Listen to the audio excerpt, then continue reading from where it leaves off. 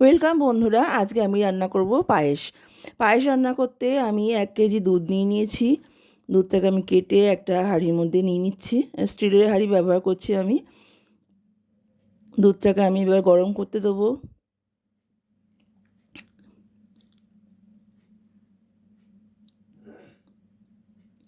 দুধটাকে গরম করতে দিয়েছি। এদিকে আমি 100 গ্রাম গোবিন্দভোগ চাল নিয়ে নিয়েছি। তার মধ্যে আমি 1 চামচ ঘি দিয়ে নিচ্ছি। ঘিটা ভালো করে মাখিয়ে নেবো হাত দিয়ে। ভালো করে হাত দিয়ে মাখিয়ে নেবো। এই ঘিটা ব্যবহার করলে মানে দুধের মধ্যে যদি ঘি দেওয়া হয় এটা, তাহলে নিচে লেগে যাবে না। অনেক সময় নিচে লেগে যায়, ভালো করে নাড়াচাড়া করতে হবে, তাহলে নিচে দুধ চালটা লেগে যাবে না। এবার আমি ভালো করে নিয়ে নিলাম, নিয়ে ভালো করে আমি নাড়বো, বারবার নাড়তে থাকতে হবে যাতে দুধটা লেগে না যায়। যদিও দুধটা লাগবে না, কারণটা হচ্ছে আমি একটু ঘি দিয়ে দিয়েছি। এবার আমি দুটো গরম মশলা ফাটিয়ে দিয়ে দেবো, গোটা দুটো গরম মশলা ফাটিয়ে দিয়ে দেবো, দিয়ে ভালো করে নাড়বো।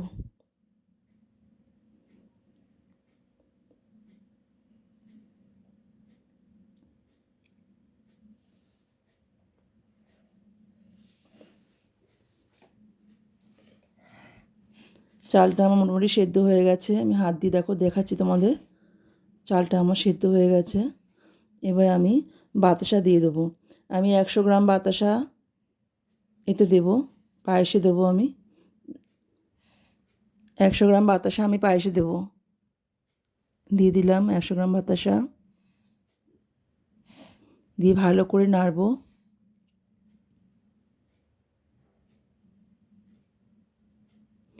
আমি তেজপাতাটা দিতে ভুলে গেছিলাম, যখন গরম মশলা দেবো তখন তেজপাতাটা দিয়ে দিতে হবে এর মধ্যে। আমি ভুলে গেছিলাম, এই জন্য আমি লাস্টে দিলাম। এবার আমি 50 গ্রাম কাজু বাদাম আর কিশমিশ নিয়েছি, এটা আমি এবার দিয়ে দেবো হাঁড়ির মধ্যে।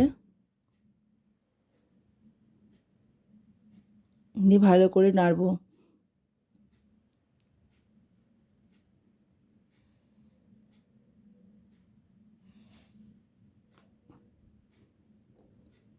কি সুন্দর একটা কালার এসছে, খুব সুন্দর একটা কালার এসছে, দারুণ সেন্ট।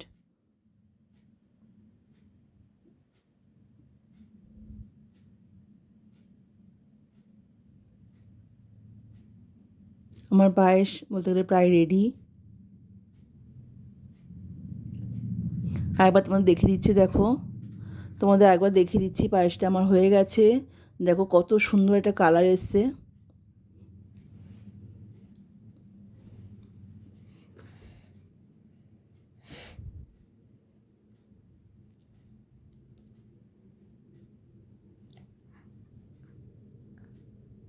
খুব সুন্দর একটা কালার এসছে, অসাধারণ হয়েছে এই পায়েসটা।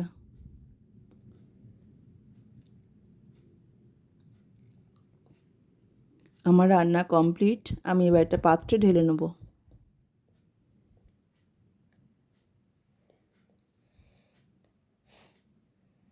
এই ভিডিওটা ভালো লাগলে অবশ্যই আপনারা কমেন্ট করে জানাবেন আমাকে কেমন লাগলো।